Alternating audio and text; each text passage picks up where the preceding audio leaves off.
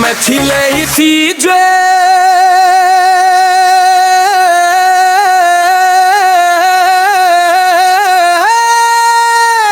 Rabat chumba chanige chige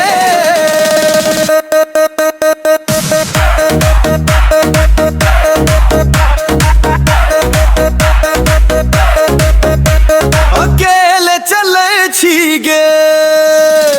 बाट हमरे लंबा तोहर याद अबै छै दिल होई छै गुमसुम्बा 16 बरिस के उमरिया मन भेल तकरार तोरा देखबाक खातिर गे घुमै छी बाजार रूम में बैसल रहे छी तोहर फोटो निहारी तोहर बिना ई जिंदगी लागे अधूरा भारी मोबाइल में तोहर नाम दिल में तोहर प्यार तोरा बिना सुनसान लागे हमरा ई संसार ओ सखी रे की कहूँ हाल तोहर याद में भेले बेहाल एक बेर मुस्कुरा देबू दिल हमर जीत लेबू अकेले चले छीगे अकेले चले छीगे तोहर याद में पागल भेले छीगे बाजार में खोजे छी गली गली तोरा दिल कहे रोज ले अभी जान हमरो रा बिन्ने चक एक दिला डीजे बीट बजा रे झूमू रे नाचू रे अचुराती दिल को के नाचू रे चौक पर गेला हूँ तो तोहर याद आवे चाय के कप में से हो चेहरा नजर आवे दोस्त सब पूछे कत्ता गेल तोहर प्यार हंसी के कहे छी बस गेले बाजार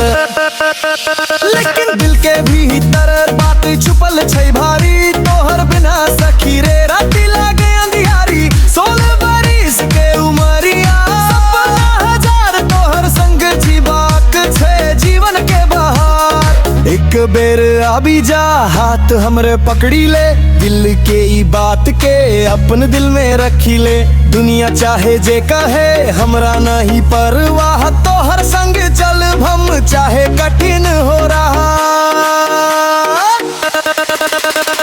अकेले चले छीगे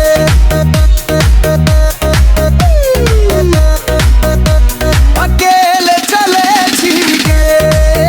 तोहर प्यार में झूमे छुई गे बाजार हो या गामक बाट तोहर नामे धड़ के हमर दिन रात हे डीजे बाबू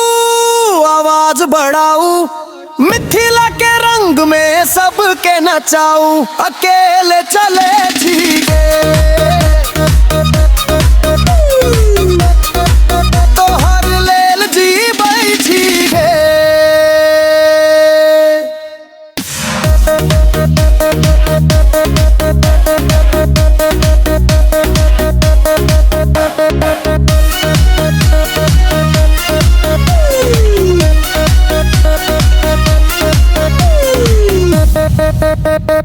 के